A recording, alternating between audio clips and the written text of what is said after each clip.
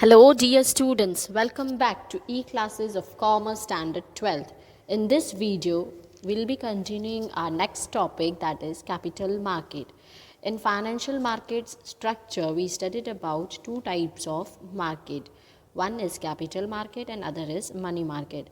In our last videos, we have studied about money market in detail. In this video, we'll be studying about capital market. So let's study capital market in detail. So let's first read the meaning of capital market. Capital market is where trading in financial instrument is conducted to raise capital. That means it is the market for long-term capital requirements of corporations, government and government bodies comprising of debt and equity form of capital. It bridges the gap between net savers and net borrowers, contributing to economic development and growth. The people who save, that means it is this amount comes, this capital is raised from the savings of community. That's why it bridges the gap between net savers and net borrowers. Here in the capital market, the trade is done of long-term securities. Long-term securities like shares and debentures are traded in the capital market. Here is the example of long-term securities. Long-term security includes shares, debentures and bonds. So this is the image of bond which was issued by Dutch East India Company back then 7/11/1623. So this way, through shares, debentures and bonds, capital can be raised. In capital market, there are three categories of participant. Here you can see in the image. First is issuer of securities, that means they are the borrowers, or deficit savers, that means those who have lack of savings.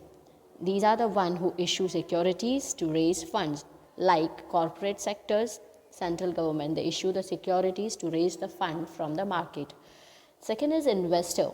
Surplus savers who deploy savings by subscribing to these securities. That means include retail investors, mutual funds. These are the investors who have surplus amount or surplus savings. They invest in the securities and raise the funds for corporate sectors and central government. That means retail investors and mutual funds. Third is the intermediaries. That means the agents who match the need of users and suppliers of the funds. Agents are the one who is the mediator between the issuer and the investors. So third is the intermediaries. So these are the three categories of participants in capital market. And capital market becomes helpful in the economic growth by mobilizing the savings of the community. So this way capital market is helpful in what?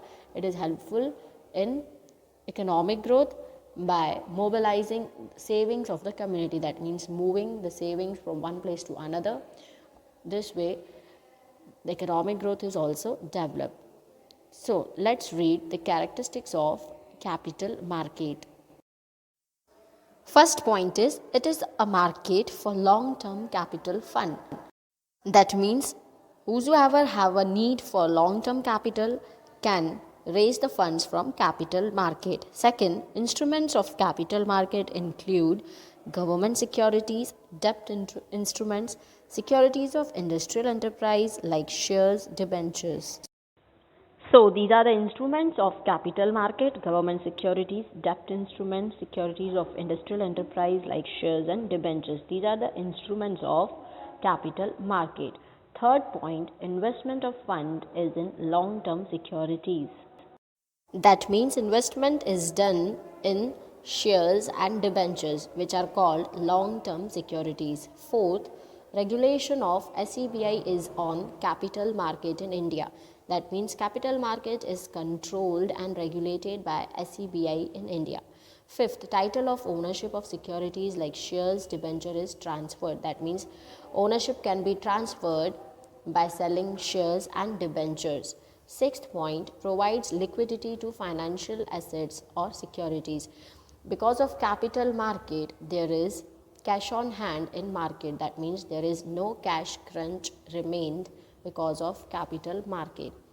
Seventh point, capital market is divided into two parts. First, its primary market, and second, its secondary market. So we have already studied in the structure of financial market that capital market is divided into two parts, that is primary market and secondary market. So here we are done with the capital market, its meaning and its characteristics. Go through the topic, revise it thoroughly. Thank you.